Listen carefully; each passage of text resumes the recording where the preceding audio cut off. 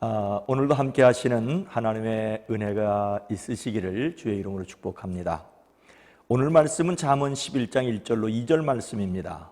4월의 주제성품 진실성에서 소주제 하나님의 능력으로 속이거나 훔치지 않는다의 구약의 말씀입니다. 잠언 11장 1절로 2절 말씀에서 2절 말씀을 제가 읽겠습니다.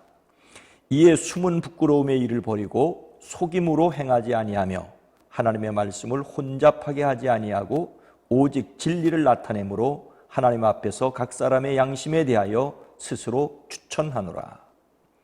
이제 이 말씀을 관찰하고 해석하고 적용하기 위해서 함께 큐티집 함께 보도록 하겠습니다.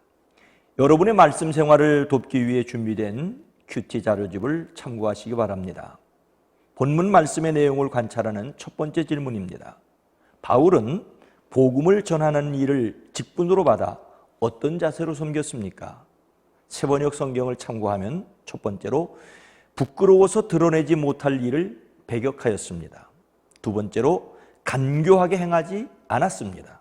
세 번째로 하나님의 말씀을 왜곡하지도 않았습니다. 네 번째로 진리를 환하게 드러냈습니다. 다섯 번째로 하나님 앞에서 모든 사람의 양심에 자신을 떳떳하게 내세웠습니다. 본문 말씀을 읽고 생각하는 두 번째 질문입니다. 어느 이단이 전도를 위해서라면 상대방을 속여도 좋다는 소위 모략 전도를 했다는데 어떻게 생각하십니까?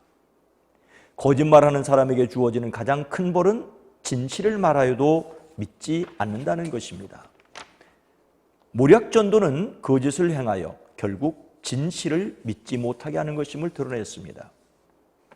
본문 말씀을 삶에 적용하기 위한 세 번째 질문입니다.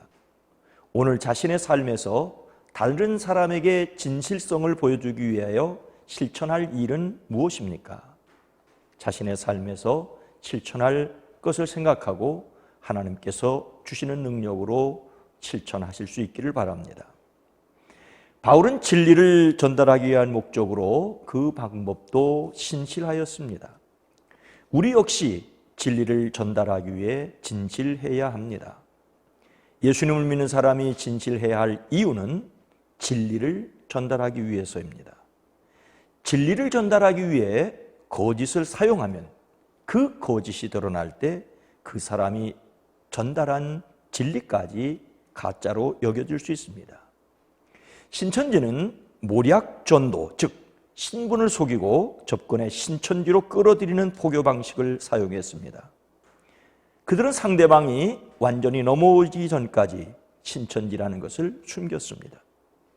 그런데 지난 1월 14일 대전지방법원 서산지원 민사 1단독 재판부는 일명 청춘 반환 소송에서 신천지가 사용하는 모략 전도는 위법하다고 판결했습니다.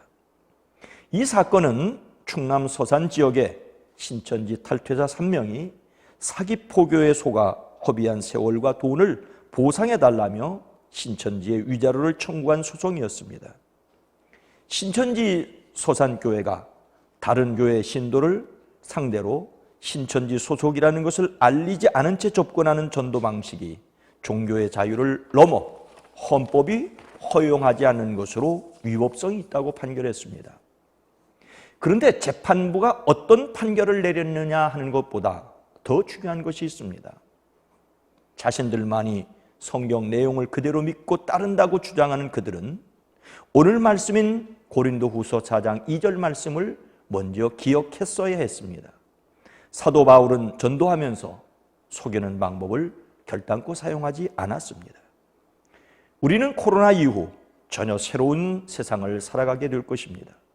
그래서 아주 오래된 방법, 2000년 전 성경으로 돌아가야 합니다. 우리가 예수님을 닮지 않으면 수천만 가지 방법이 허사입니다. 진리이신 예수님을 믿는 사람으로서 그 진리이신 예수님을 전도하기 위해 진리의 사람이 되어야 합니다. 오늘도 삶에서 승리하시기를 주님의 이름으로 축원합니다.